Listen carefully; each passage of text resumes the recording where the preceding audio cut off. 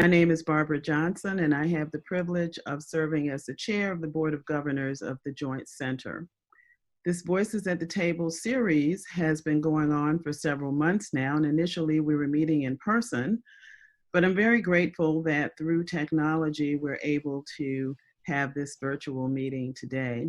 Our past guests have included people like CBC Chair Karen Bass, Congresswoman Robin Kelly, and Senate Commerce Staff Director David Strickland. I'd like to acknowledge the board members that are on the call. I expect that there'll be some others joining us, but I know that Tony Williams is on the call. Of course, Spencer Overton, who's on our board, is on the call, and other people will be joining as well. So I'd like to spend just a few minutes talking about our guest speaker today. We're thrilled to have with us Geoffrey Starks, who was nominated to serve as a commissioner on the Federal Communications Commission by the President and was unanimously confirmed by the U.S. Senate on January 2nd, 2019. He was sworn into office on January 30th, 2019. Commissioner Starks has a long career of public and private sector experiences. I won't go through all of them because we want to get to listening to him and what he has to say. But these experiences have informed his commitment to working to ensure that no American is left behind in this era of transformative innovation. Most recently, Commissioner Starks served as Assistant Bureau Chief in the FCC's Enforcement Bureau, where he focused on protecting consumers, promoting network security, and preserving the integrity of the Commission's Universal Service Funds program. And previously, he served as Senior Counsel in the Office of the Deputy Attorney General at the U.S. Department of Justice, where he provided advice on domestic and international law enforcement issues, including civil, criminal, and national security matters. Prior to his entry into federal public service, Commissioner Starks was an attorney at the law firm Williams & Conley. He clerked for the Honorable Judge Dwayne Benton on the U.S. Court of Appeals for the 8th Circuit. He served as a legislative staffer in the Illinois State Senate and worked as a financial analyst. Commissioner Starks is a native of Kansas and was born in Kansas City, Missouri. Commissioner Starks earned a Bachelor of Arts degree from Harvard College with honors, high honors, and a law degree from Yale Law School. He lives in DC with his wife, Lauren, and their 2 children.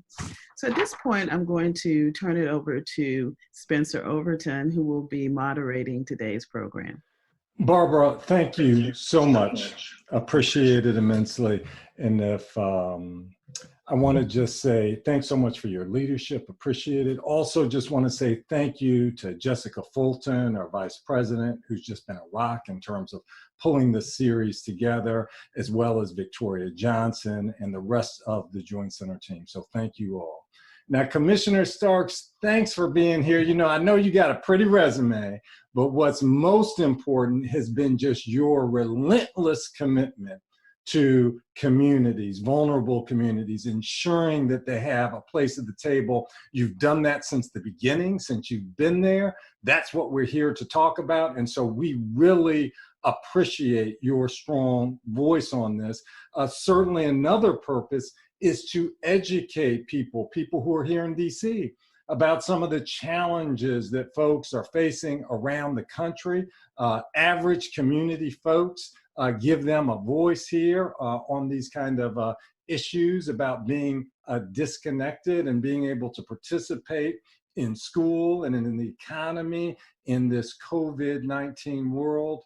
And then also we want to connect with those community members and basically let them know here's what's happening in DC and give them a front row seat in terms of the discussion that's going on that affects their lives. And so, you know, let's just go ahead and get into it. But again, thanks for your leadership. We appreciate it. We just appreciate you so much. Now, Commissioner Starks, we know there will be a 4th stimulus package for COVID-19 relief.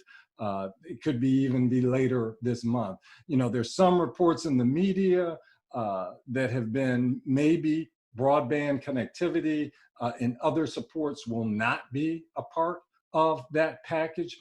A few weeks ago in the New York Times, you talked about the need for a connectivity stimulus. Could you just walk us through what the needs are for such a stimulus? And when we talk about a stimulus, we're talking about, you know, federal resources basically being used and invested in infrastructure, I think, but you'll tell us, right? And what your ideas are for a stimulus package.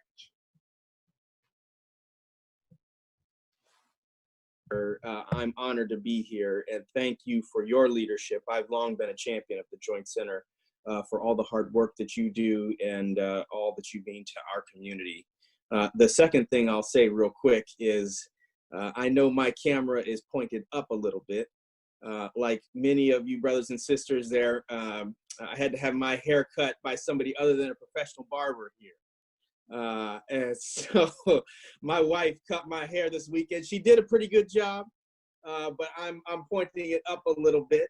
And of course, I don't have to tell folks here, you know, how much, you know, truly, I know I'm being a little tongue-in-cheek, but, you know, how much and what a valued space barbershops and hair salons and hairdressers are. And for a lot of us, it's just a place where you can truly be yourself, especially if you're coming out of professional settings, and it's just a place where we can really be ourselves. And so, you know, truly just connecting.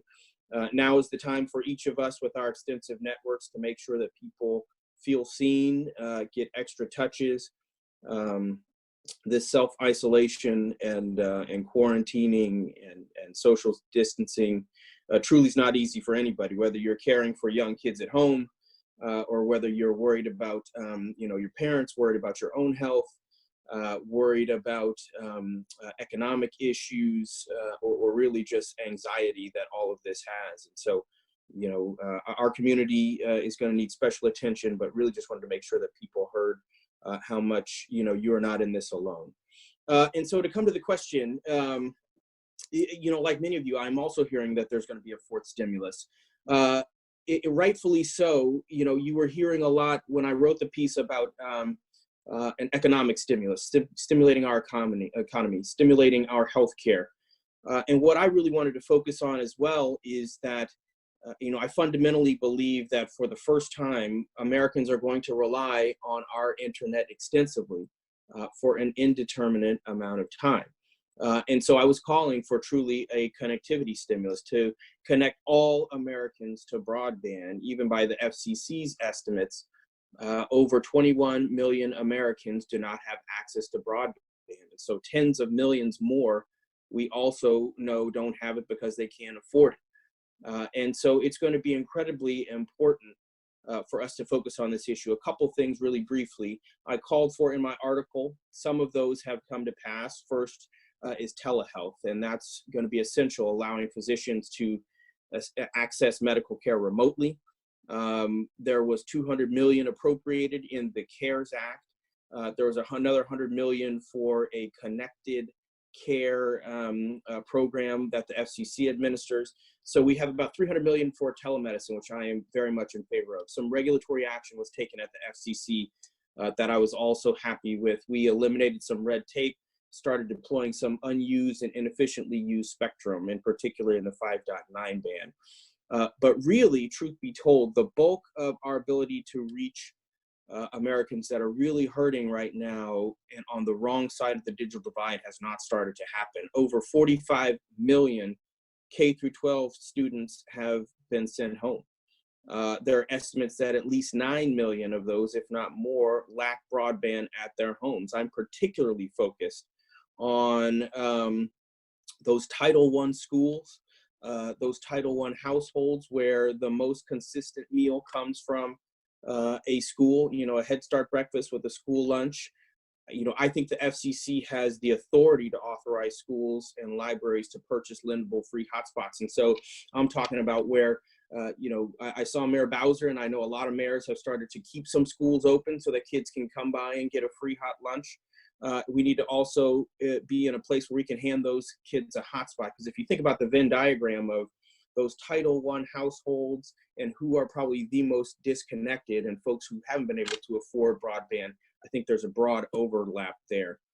But hotspots are not going to cure the whole problem here.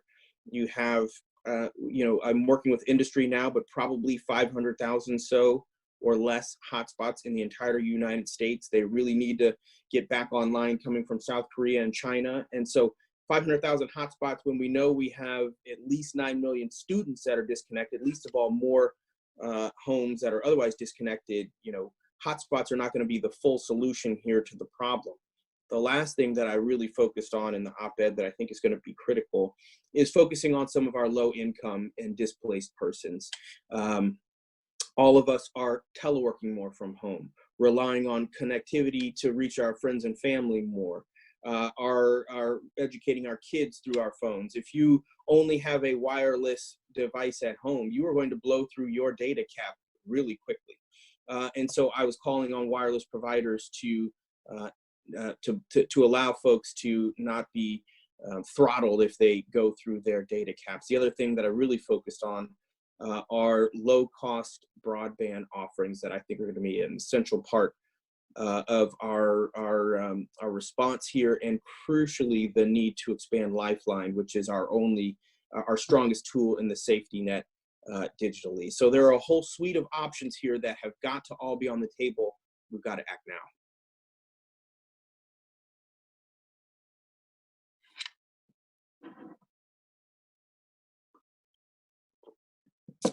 I can't hear you, Spencer. Did you get muted somehow? You know what? That was me, a self-mute here. It doesn't happen often, but occasionally it does.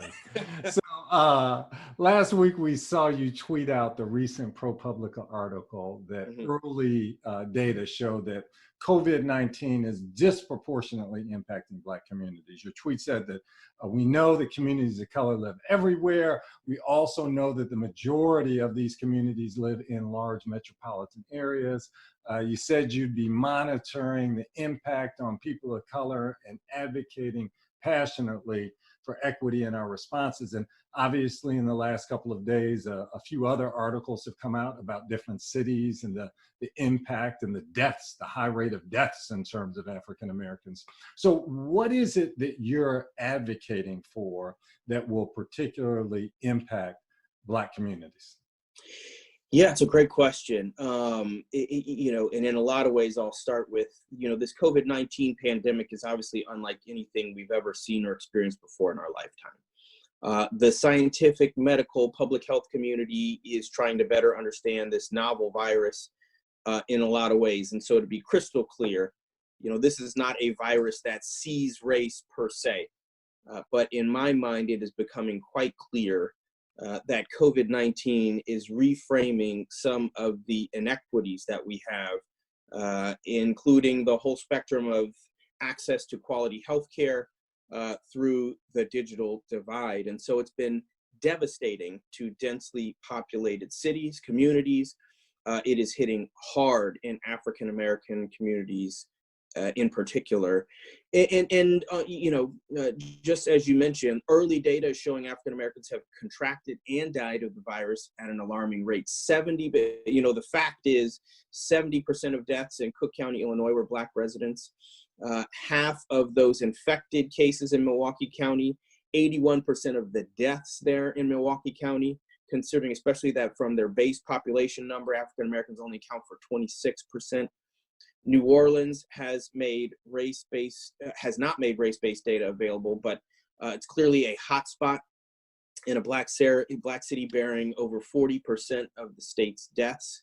And folks are still trying to figure out why, underlying health conditions, asthma, respiratory problems, diabetes, folks that are living in poverty, living in close quarters, the fact that, a lot of communities of color and Black folks have jobs where you can't telework, you actually have to get yourself somewhere. The fact that a lot of Black folks have to take public transportation. A lot of these are all factoring into what is a particular hard hit on African Americans.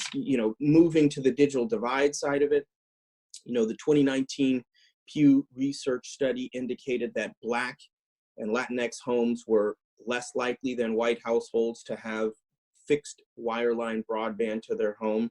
You know, another case in point, we know that Black children in a city like Detroit, for example, 60% of the Detroit public school students don't have access to broadband. Of nearly 10 million Americans who have applied for unemployment assistance, the largest 2-week surge by far in US history, and it's not even close.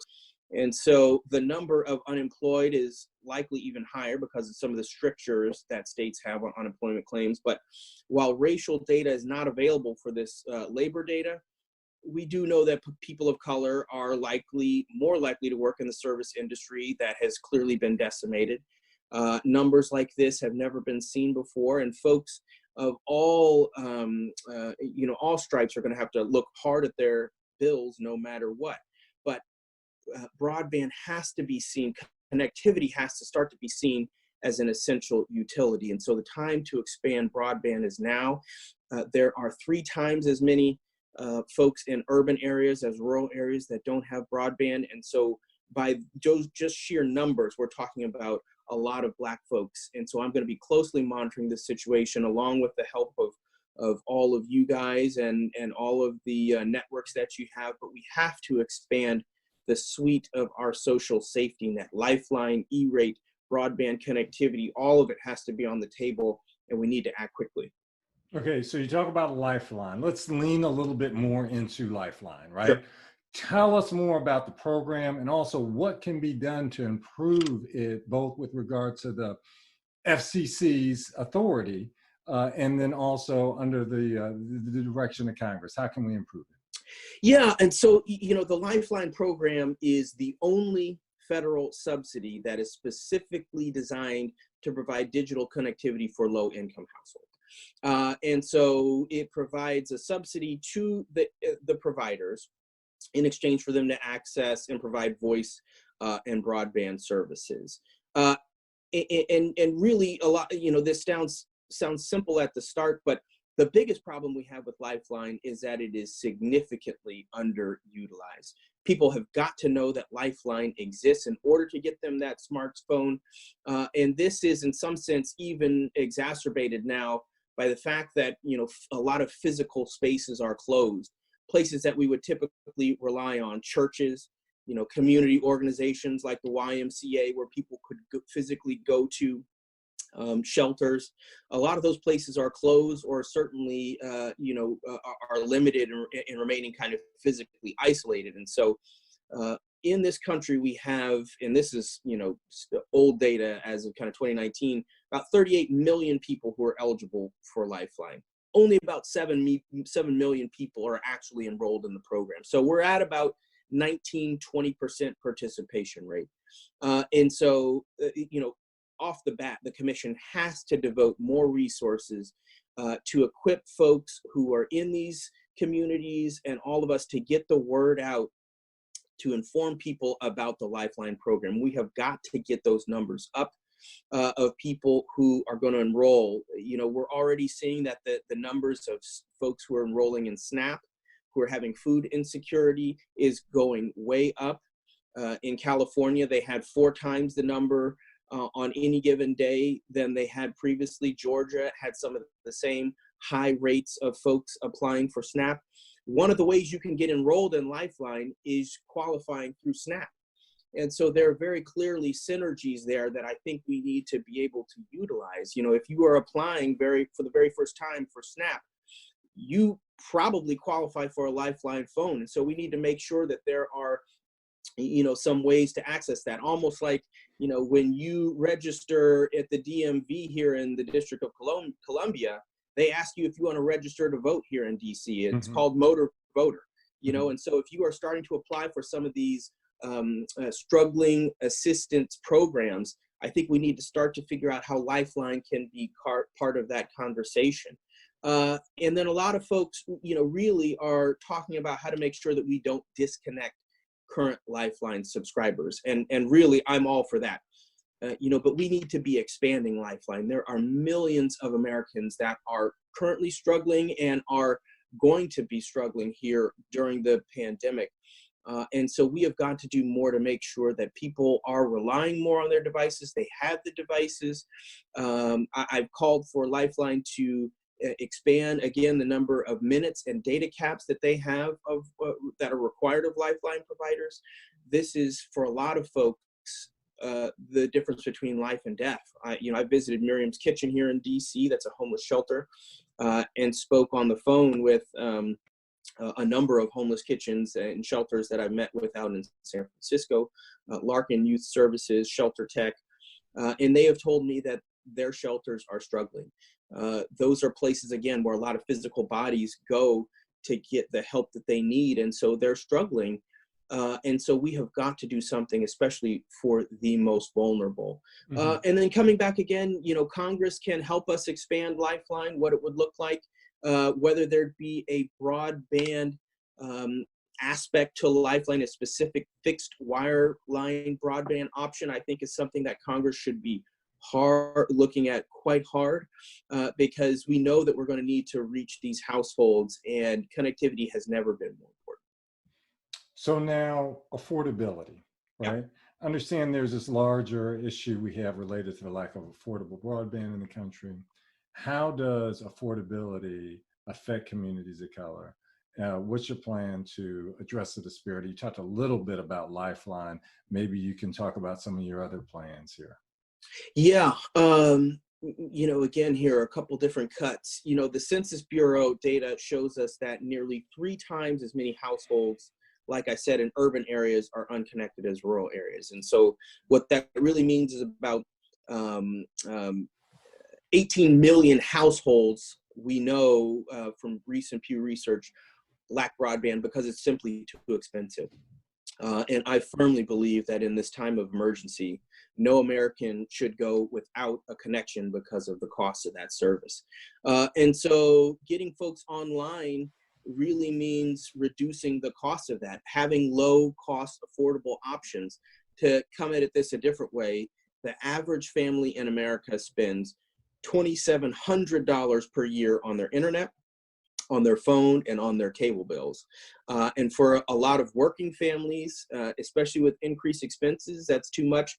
Obviously now we know, considering the staggering numbers of Americans who have, the explosion of folks who have applied for unemployment, that the economy is hurting. Folks and their households are hurting. And so paying for broadband has never been more essential, but has never been potentially more out of touch, more hard to cross that digital divide than ever, and bridging that. And so I do applaud the effort of, your Comcast and your Cox, AT&T, Spectrum, amongst others, who have provided a low-cost offering. We're talking truly about something that has to be $13, $14, $15 or less. That is what this really needs to start to look like. And again, considering Congress may start to think through what a broadband, a low-cost broadband, or an affordability broadband option is going to look like, we're really going to see what this may need to ultimately get out to be effectuated. But even some of those low-cost options, I've got to say, have some barriers.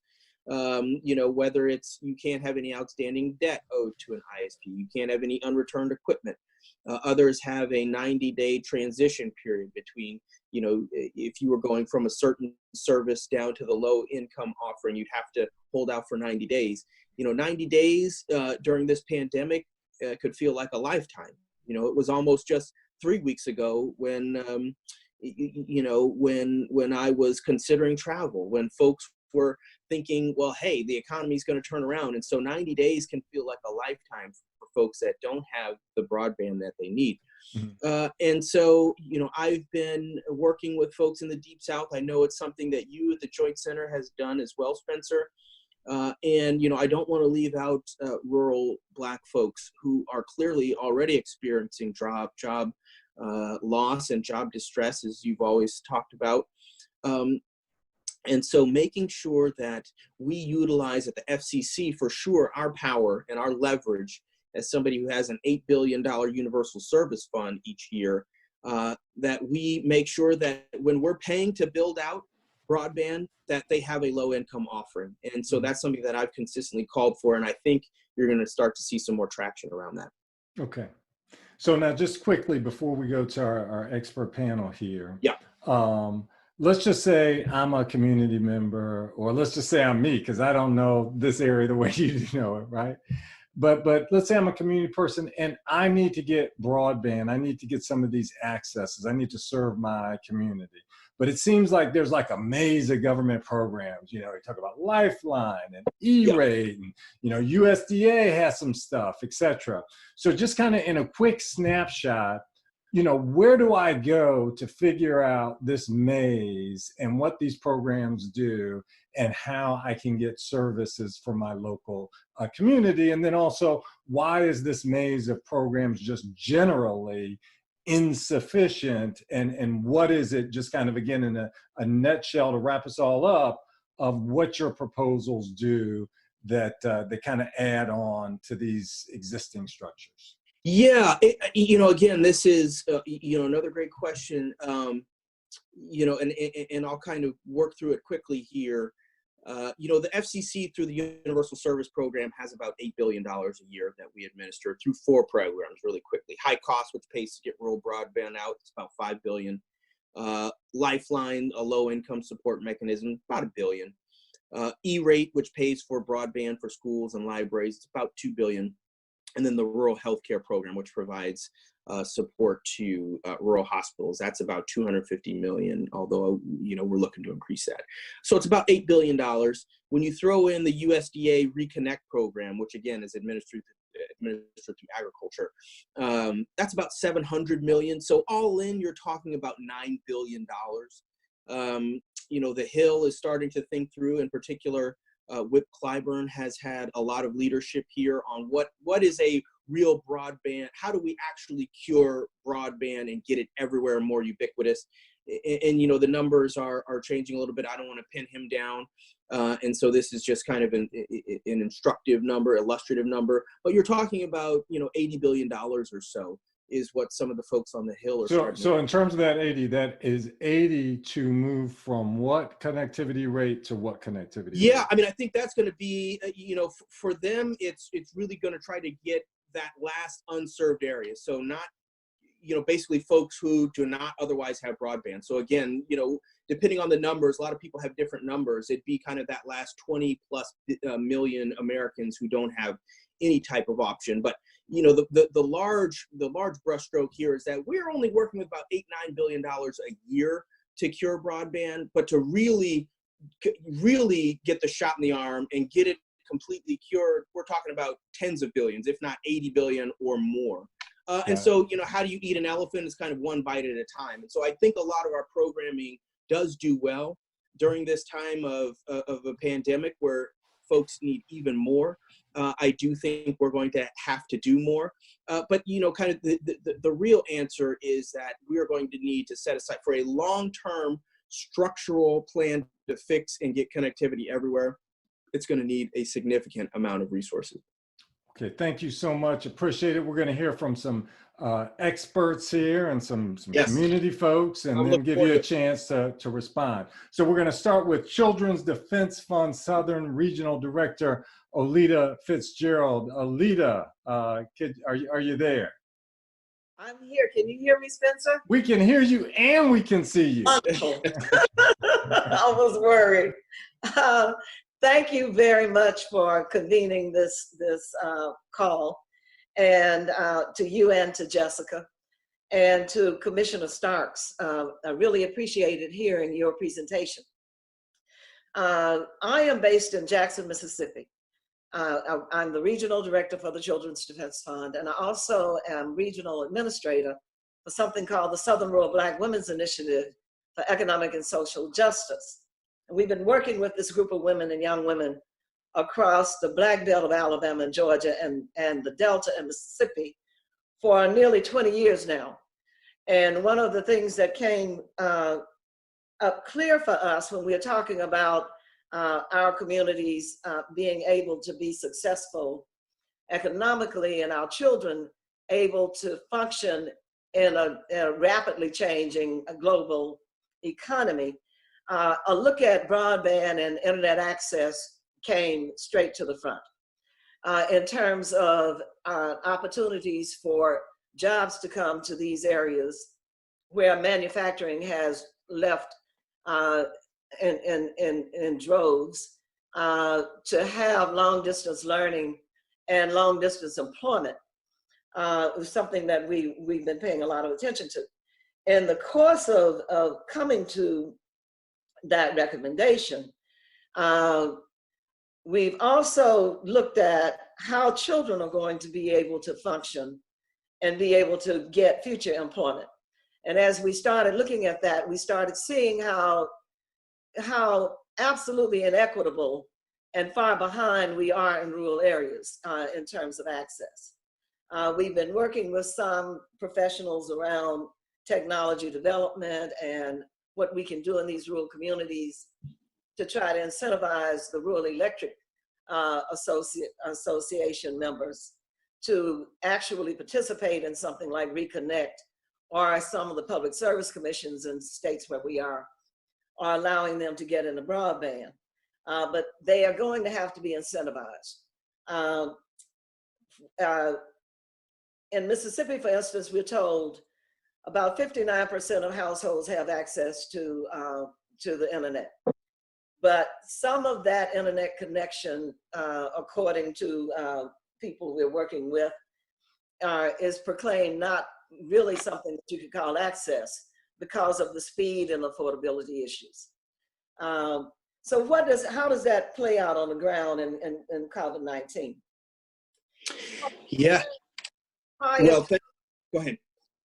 Prior to this pandemic, we had schools, the largest school district in Mississippi that serves African-American students had children who, in trying to take their year-end test, had their systems failing and they were dropping. And some schools taking 30 days to test 30 children. We have over time worked in 14 school districts in Mississippi in an early childhood alignment program. So we are on the ground and we see children having to go to McDonald's parking lots and Walmart parking lots to try to find hotspots. And those are the blessed children who have access to transportation.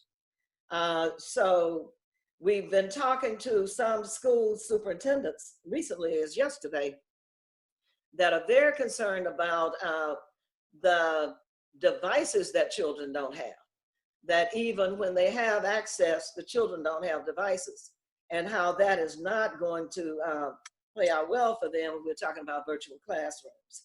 And then Commissioner Starks, I know you wanted to get in here. I wanted to say, put this on the table as well from a Children's Defense Fund standpoint and standpoint of the people on the front line in schools. Very worried about children that are in the child welfare area. Children that counselors were concerned about before they left school, and when they don't see those children on a daily basis. Children in homes where people are struggling to try to find ways to keep those families unified, so the children are not pulled out and put into the child welfare system. So all of those things, and I can talk more, but in terms of this next round, we had, prior to this pandemic, thought about how schools and technology should be part of any infrastructure legislation. So I just wanted to say that, and I'll stop. Thank you so much, Oleta. Appreciate it. Now, Commissioner, we were going to go through, but did you want to just quickly point something out before we move? Oh, no. I'm happy to defer to you okay. on how you want to run it. I can kind of aggregate some thoughts at the end, especially if we start to hear some common threads, because I could not agree more, especially when we're talking about our youngest learners and the importance of education there. So I'm happy to defer to the end. Yep. Okay, sounds good. So go ahead and take notes. I mean, we got some superstars for you here, right? I know. Up here. So we've got. I'm taking notes, Spencer. All right, good to hear. So we have got LDS Director of Policy, Lisa Cylar, Barrett. Lisa, are you there? Yes, I'm here, Spencer. Can you hear me? We can hear you. Great. Hopefully you can see me too. I corrected. We can see you, and we got the LDF thing All up right, here. all right. You're gonna have We're to give working us it some out. tips here.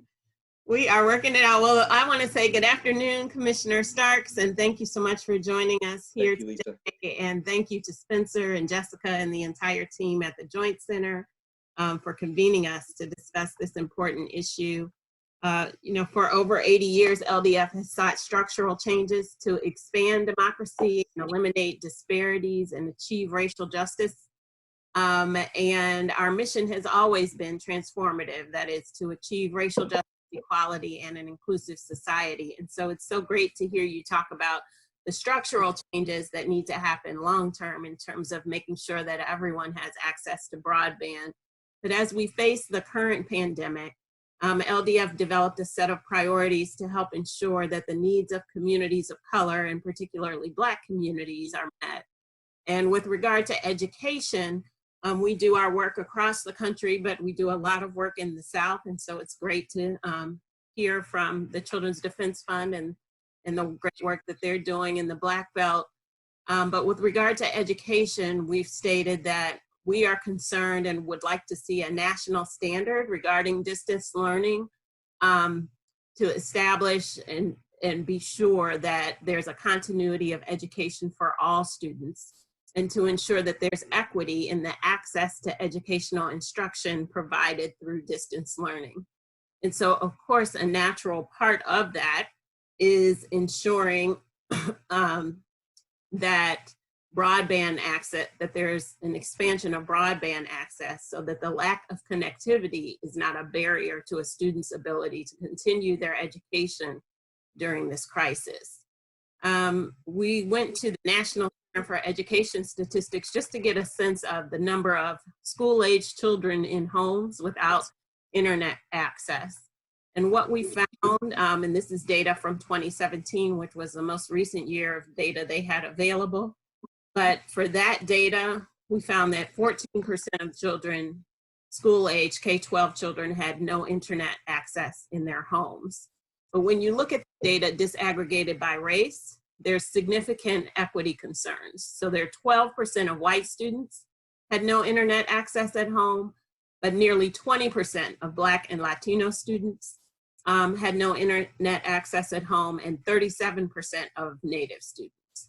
And so we know that currently there are 55 million students affected by the school closures associated with the coronavirus throughout the country. We feel strongly that the FCC should bring its full resources to bear on this issue, particularly during this time when access to broadband has a tremendous impact on the continued education of these students. So we normally talk about summer slide, but we're talking about an even longer period where we could be looking at students having significant declines in their educational achievement. One way to do this would be for the FCC to use the FCC E-rate program. And so I'd love to hear from you. I know that that program is typically used to offset the expense of broadband for schools and libraries, but how might we pivot to fund home internet access for students using the E-rate program? During this time, internet at school buildings and libraries doesn't really help meet the immediate needs of students. And so our understanding is that there's significant dollars, unspent funding at FCC that could possibly be used in this manner, or that could be used to pivot to use in this manner. And so would love to hear from you about that.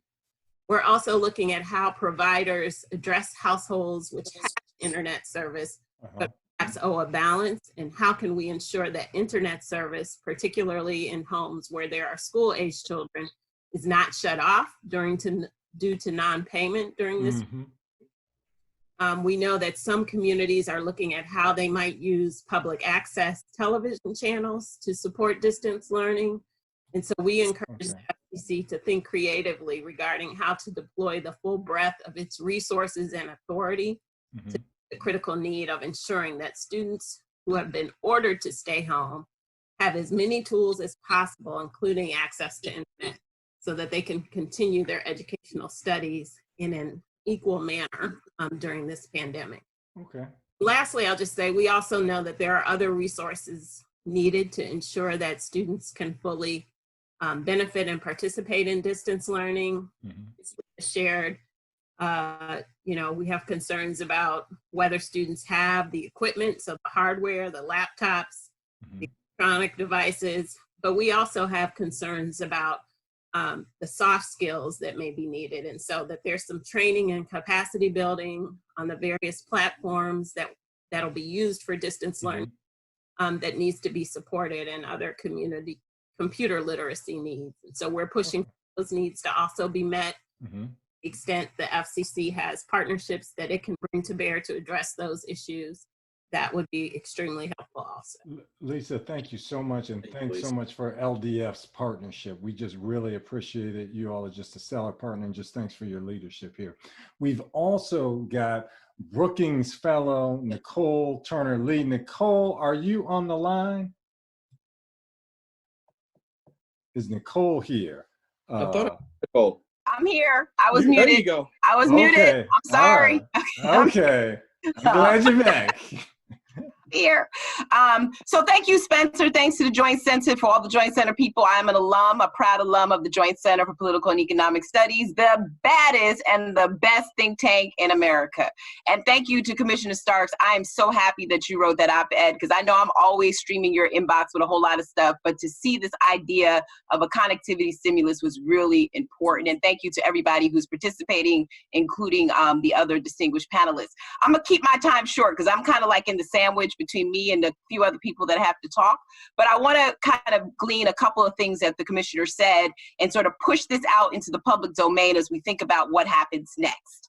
I don't think any of us on this line ever predicted the type of pandemic that we're going through now. And not only is this pandemic a health issue that is affecting what everyone has spoke about, the existing health disparities, income disparities, access disparities that people of color have actually been subjected to, but it's also throwing us into a loop into what will become the new normal.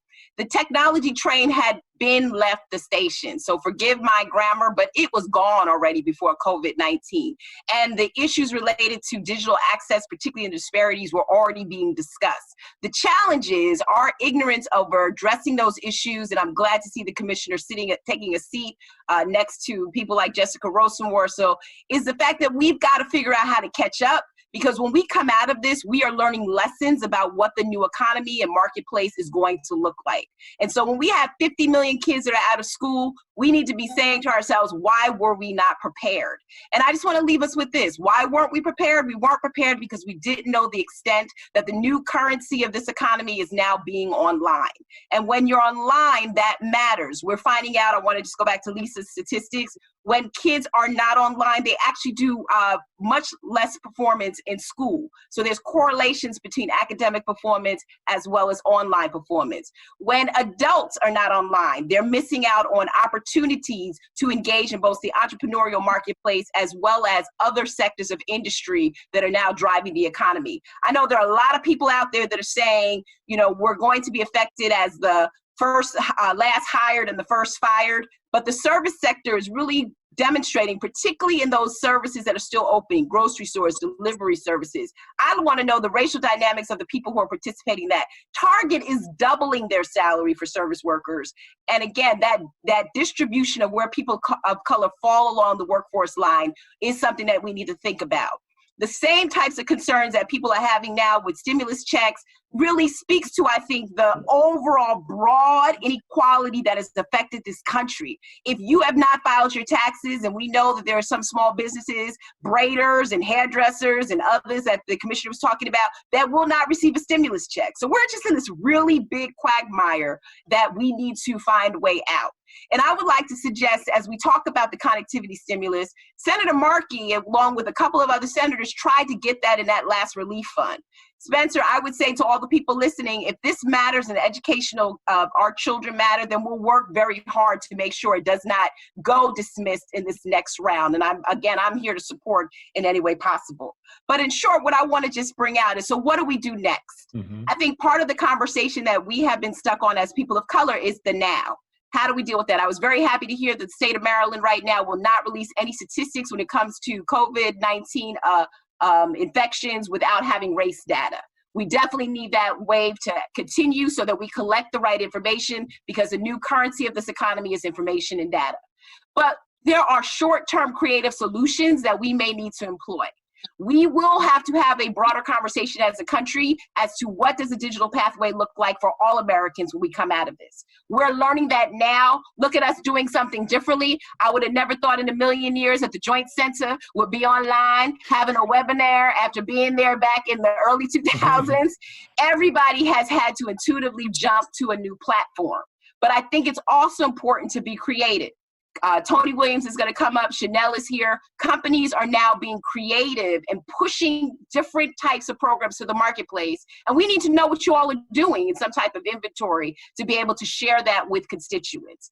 Telehealth services. We now know, and Spencer, I'm coming to a close. With telehealth in particular, it took us, I could go back to G.K. Butterfield in 2009, my first Joint Center event where we actually talked about telehealth for Wilson, North Carolina.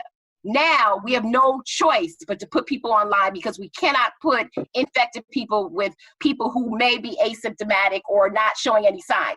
But here's the problem, and I think this speaks to what Oleta was talking about. If you're in rural America or you're already subjected to a fractured healthcare system, I want to know that you're also going to have equitable access to telehealth services. So my point is, my friends, is we're going to continue to see the digital economy drive a lot of what's happening around the immediate response to COVID-19.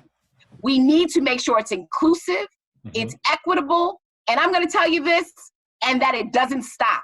The issue of the digital divide is not dependent on our management right now of getting through this time. It is going to have a lasting impact. And whatever regulatory regime, whatever funding programs that are there, let's utilize this time right now to have a conversation on how to future-proof both America and Black America going forward. We have no other choice but to have a seat on that train, or else it will be the same situation of the Woolworth lunch counter, where we will be excluded from the benefits that will come from this new digital economy. So I've written a couple of pieces on that, just a self-promotion. I have a book coming out on the digital divide. I got to say it, but just we've got to keep this conversation going. So I look forward to working with the commissioner and others to keep moving this conversation to the forefront.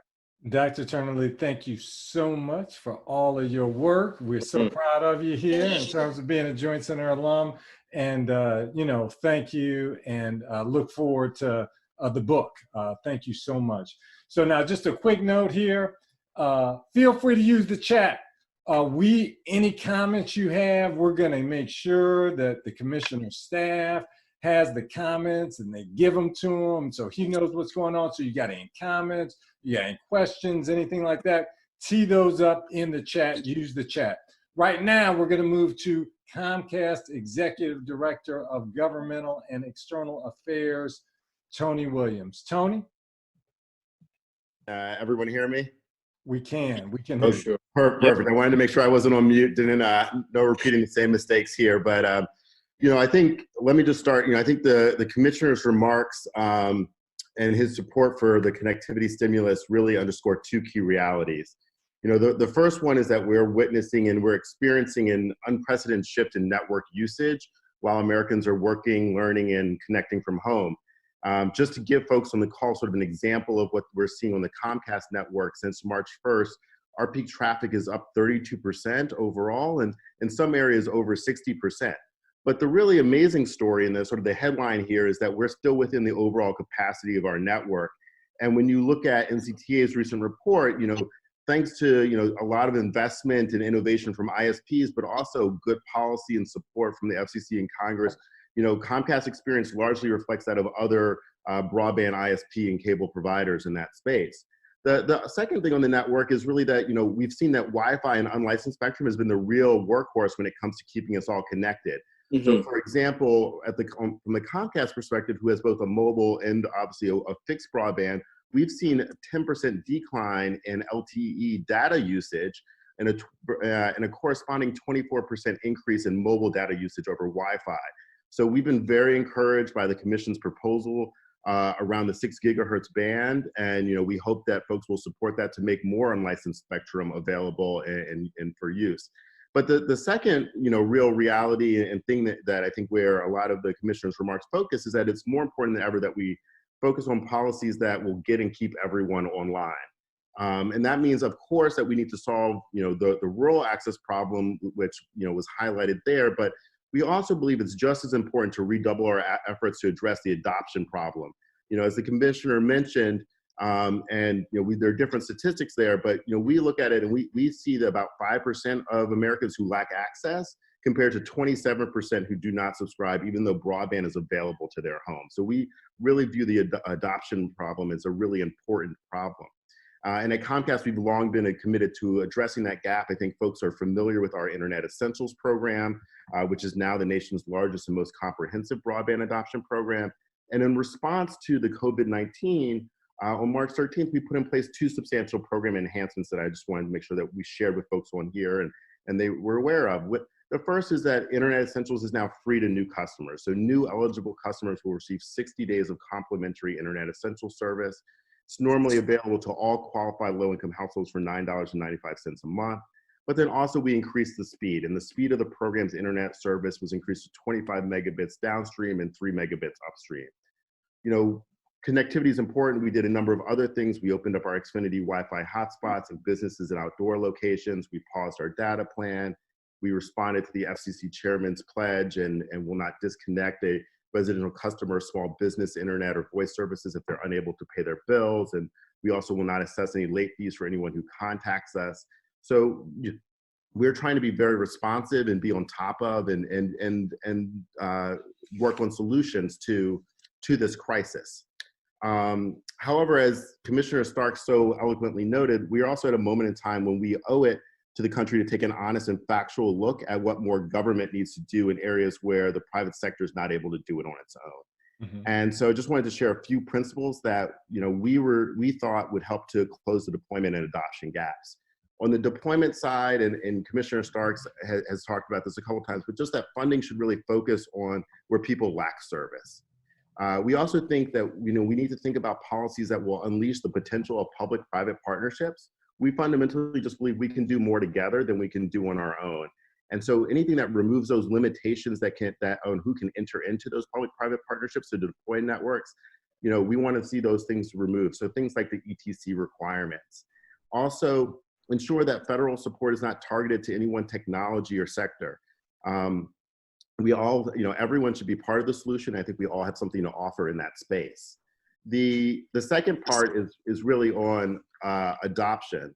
And on the adoption side of the house, we really are looking at 3 things here as we look to bring those online who are in financial hardship. The first is that government support for broadband adoption should complement and draw from the work that's already been done and successful programs that are already out there, such as Internet Essentials. Mm-hmm. The second is that this is a real opportunity, not just to respond to this crisis, but long-term to really establish a sustainable system for support for broadband. And so one that isn't regressive and doesn't burden consumers or the government. Mm-hmm. And then lastly, with whatever we put in place should look to give choice and control to families to decide what level and type of internet access makes the most sense for them. In many places, we obviously believe a fixed connection will be faster and more cost-effective than mobile service, but we should all be part of the solution, and families should have the choice to figure out what works best for their household. So, with that, thank you again, Spencer, and for Jessica for bringing us together. Thank you, Commissioner, for your participation, but also for just the work you do day in and day out. We know how important it is, and I think with the COVID crisis, it's been clear to the rest of the nation how important the work that the FCC and that you do every day is. So thank you. Thank you so much, Tony. So now let me just say this. If you all could use this chat function, and Commissioner Starks, I encourage you to take a look at the chat function as well in terms of comments that come in. For example, Tyleek McMillan from the National Action Network has a comment. My thought here is that when you respond at the end to our panelists, that maybe you can have taken a look at the chat, and I know we're talking about a few things, but you got all these degrees, and you're very on top of it, guy. You can do a variety of things at once here. So we're going to move right now to the Google Director of Strategic Outreach and External Partnerships, Chanelle Hardy. And just before Chanelle comes on, again, folks who are on the call, I encourage you to use the chat and lift up comments or questions you may have. So thanks so much, Chanelle. Thanks, Spencer. And thank you, Commissioner, and all the great friends and advocates on the call. It's great to be with you. And I will go back to my Hill days and read my remarks to keep them extremely brief, because I know we all want to make sure we hear from Chris and get back to the Commissioner. So I'll just say this. It is really easy right now to be absolutely crushed by the numbers of sickness and death, particularly those that the Commissioner and the subsequent articles that Spencer mentioned highlighted. But if I go back to my experience as head of policy for the National Urban League, I am reminded that we are empowered when we recognize our unique legacy of resilience and leadership within our own community. So even as we mourn today those we've already lost, and we anticipate the loss of others in the future, we can continue to celebrate the little things that are kind of big. Black culture is continuing to keep us sane and hopeful and even occasionally joyful.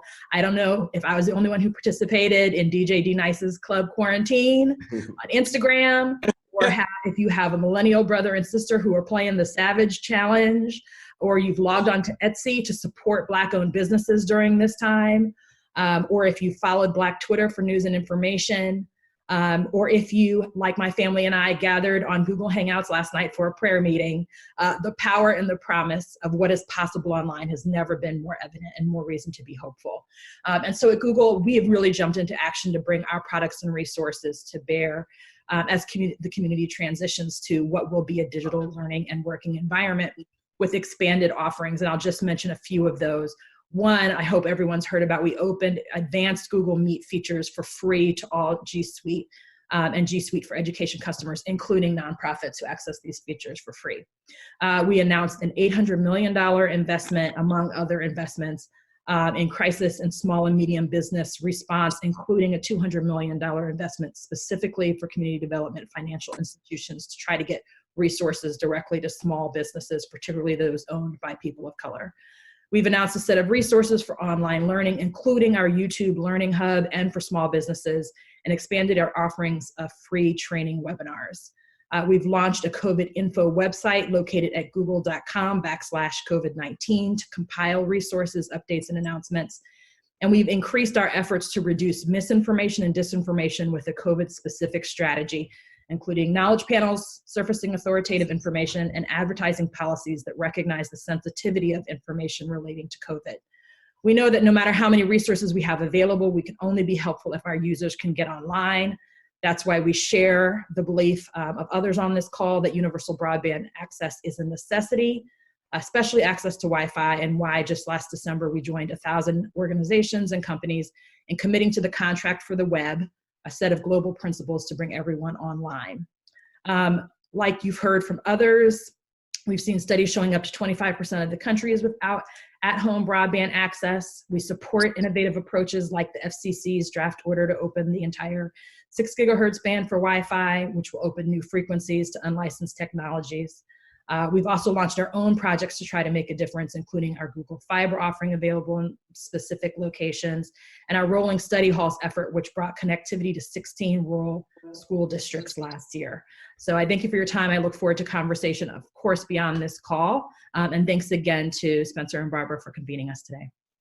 Hey, thanks so much for your leadership in the private sector, but at the FCC, on the Hill, National Urban League, you just bring so much to the table. Thanks so much, Chanelle. We got a comment from Marita Coley, who's from Detroit and also who's at MMTC. So Commissioner Starks, I flag a number of things for you, but I definitely encourage you to hone in with regard to her. So right now we're gonna go to Public Knowledge President Chris Lewis. And Chris, if you could tell us a little bit about Public Knowledge and also your insights here. Chris? Hey, Spencer, Jessica, thank you for hosting. Commissioner, it's great to see you again. Public Knowledge is a DC-based public interest nonprofit focusing on tech policy. I've been around for almost 20 years. I've been blessed to be the president and CEO for just about 9 months now. Yeah, 9 or 10 and that's, months. let me just say this, and that's a big deal. We're incredibly proud of you. It's a big organization, and you Yes. know, you're committed to our Yes. community, and we're incredibly proud of you. So great job. Let us know how we can support you. Keep going. Thank you. I appreciate that, Spencer. I appreciate your specific support. Thank you so much, brother. And you know, folks have made some great points. So I'll just add on a few things. And with my background, before I ran a nonprofit, you know, at my core, I was an organizer, a political organizer. And so I think it's important to note the political atmosphere and the opportunity that we have right now in Washington that folks have alluded to a bit, but I think we can do so much more. You know, it was noted how we only had a little bit of broadband connectivity money in in the COVID-3 relief package. COVID-4 is a great opportunity, and you know, Commissioner Starks has led the way with his op-ed in talking about what can be done. You know, the FCC has done some things. We appreciate the voluntary commitments made by industry to the FCC, but there are more things that Congress can do to make sure that everyone is connected.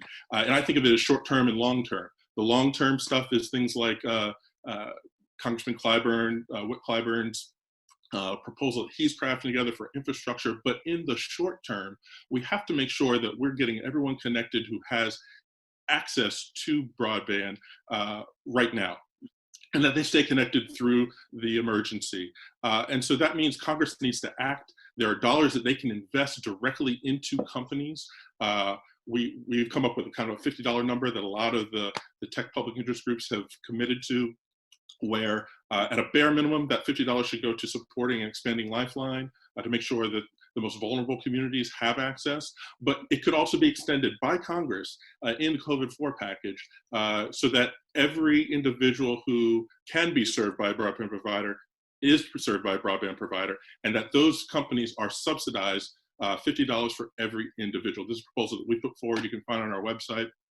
And we think this is important not only because it will serve everyone during the emergency, but it will also support the fact that in rural communities, in small towns, where Black and brown folks live also, they're often served just by a single small provider. And those providers are at they're on their last few dollars. They're losing subscribers from small businesses that have gone under. That money can support keeping quality broadband up and running at the company level while also keeping people connected. We think there should be standards for the broadband that's provided. 25.3 has been the longstanding standard for the FCC, but there's no reason why, given the need for telemedicine and real-time video conferencing for students and for businesses, that we shouldn't look to raise that standard. A symmetrical standard of 25.25 allows those services to work well on broadband. And so we should think about raising the standard. We should study the effects of networks during the emergency. And I know there's been voluntary efforts by industry. Tony mentioned some to report back on how their networks are doing, but Congress needs to make sure that every company is doing that. So we learn about the impact to network traffic of lifting data caps for future policymaking, so that we learn for future emergencies. And we also find out, we're getting a real live test right now of what it looks like when a large majority of the country is connected and using these networks. And we need to study those impacts and see what networks are actually capable of doing. But we have a great political opportunity. Everyone is experiencing now, 2 weeks ago, 9 states had stay-at-home orders. Now all 50 states have some sort of stay-at-home order. Everyone is experiencing this. And so it's time to mobilize folks to talk about this need for broadband, so that Congress has the back of commissioners who have been out in front, like Commissioner Starks. We should also remember that there are other digital divides, and I'll just touch on this briefly and wrap up. We've talked about the digital divide of broadband for a couple of decades now. Thankfully, hopefully this is putting some political will into Washington to actually do something about it beyond the piecemeal things that we've done over the last couple of decades. But there are other divides that come after you get connectivity. This includes a knowledge divide, where libraries are out here coming up with relaxation on their digital loaning of books and periodicals, so that students who need to do research can do their research and they aren't limited by cost and able to access digital books and materials. This is important. It's often referred to as the emergency digital library. There's disparities in artificial intelligence that we see in how communities of color are treated by AI. We need to make sure that that is fixed as it becomes more and more important with online services. And then there's the disinformation problem, which Chanelle touched on. We need to remember that the most trusted outlets for information during health emergencies, during local emergencies, are local journalism, and often ethnic and Black-owned newspapers that target our community, that serve our community, and that are trusted. These news outlets, these local news outlets, these ethnic news outlets are struggling right now, and we should ask Congress to invest in them during this emergency to make sure that they can fight disinformation that is disproportionately targeting communities of color around the census, around voting, and around the health issues that we're facing with health disparities with the coronavirus. So there are other digital divides we should take care of, but it starts with broadband connectivity, and we have a real opportunity to mobilize and support these through congressional action. Thanks, Spencer. Hey, thanks so much, Chris. We appreciate you joining us. So now, Commissioner, obviously a lot of food for thought in terms of both our experts and then also the chat. What we'll do is we'll kind of turn it over to you to kind of wrap us up substantively, and then I'll sign us off and say farewell. Well, as ever, too much to chew on, but I am so glad that there are whip-smart folks that are part of our community that are focused on these issues. And so thank you for the thoughts, for the instruction, for the guidance. A couple of threads, and I couldn't agree more with almost everything that I heard from our commenters. And so, I think the first thing that I'd say is I am deeply concerned about our youngest learners, about K through 12, but also I'll include university students that are back home. Something that I heard from you, Oleta, was talking about rural access. Something that I would encourage you, and you can get in touch with me at my office, but something that I would commend to you. One of the things that we at the FCC just voted on was a $20 billion, that's 20 with a B, $billion Rural Digital Opportunity Fund. It's called the RDOF. That is going to start to get rural access out there. I didn't exactly agree with all of the way that it was done, but it certainly, in my own way, I'm very much a champion for rural access. You had mentioned co-ops, and co-ops were something that we specifically worked on, something I specifically worked on to get added to that Rural Digital Opportunity Fund. So please take a look, get in touch with us if you need more information. A couple other thoughts, in my capacity here, I've seen three real things that we need in order to get disconnected folks connected.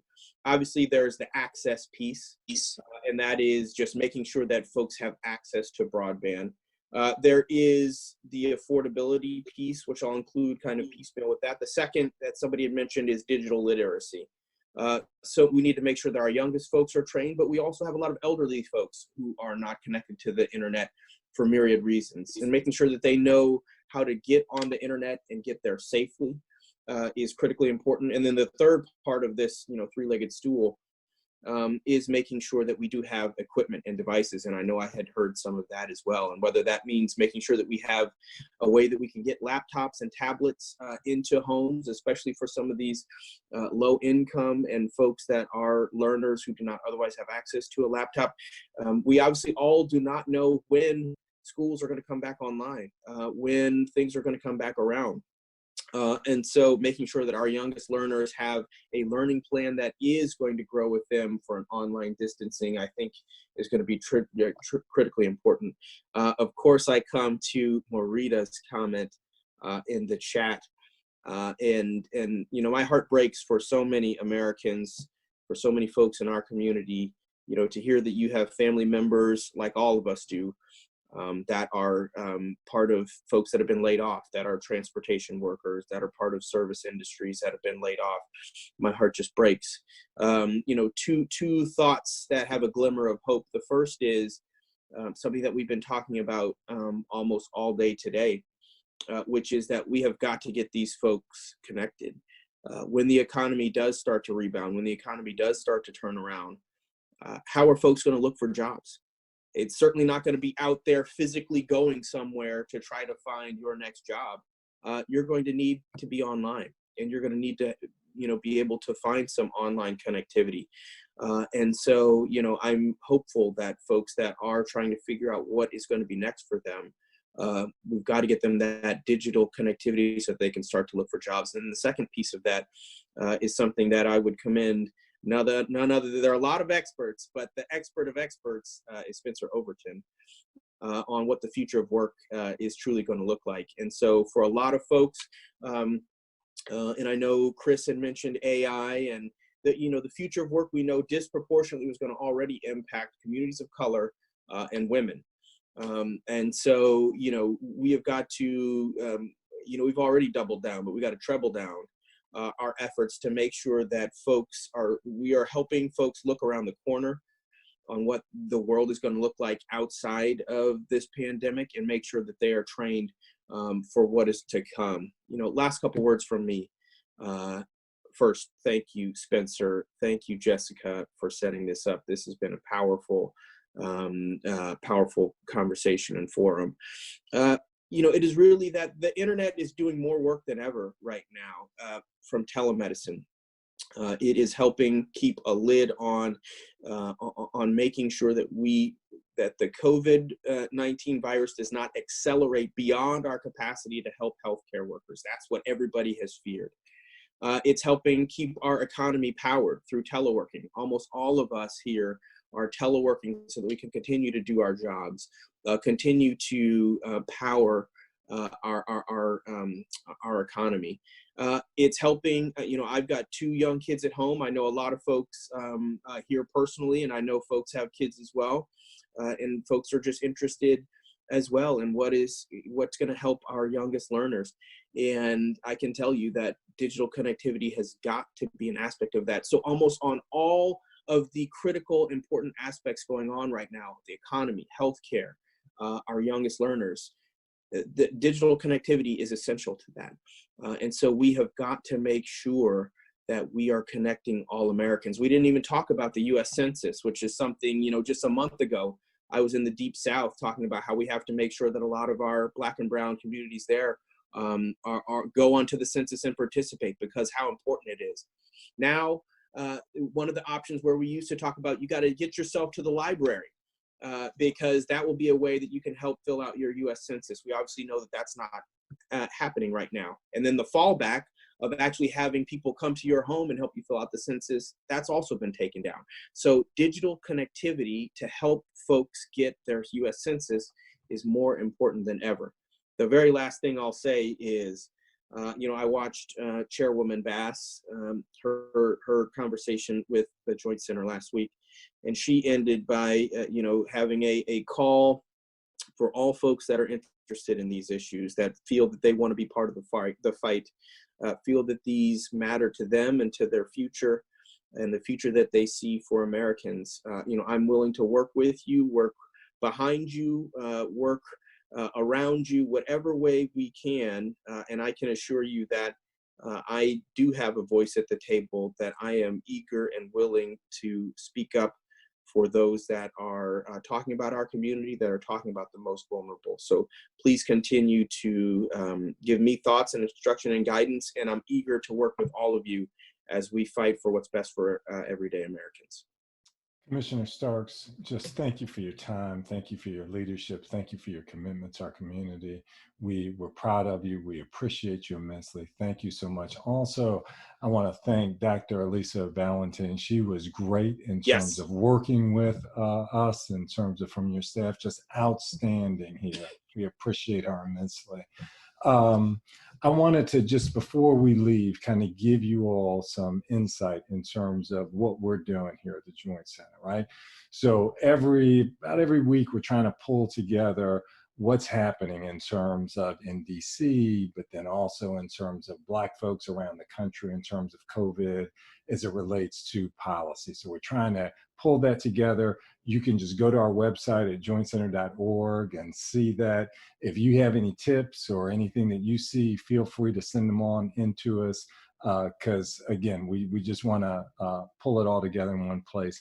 Another thing, we'll continue to do these voice at the table video conferences here, right? Like, we don't have all the answers and internally here at the Joint Center, but we got people like Oleta and Chanelle and Commissioner Starks and Chris Lewis and Tony Williams here. You know, Lisa, the LDF has been great, Nicol. So we've got these experts outside of the Joint Center, and if we're working together, there's so much that we can do.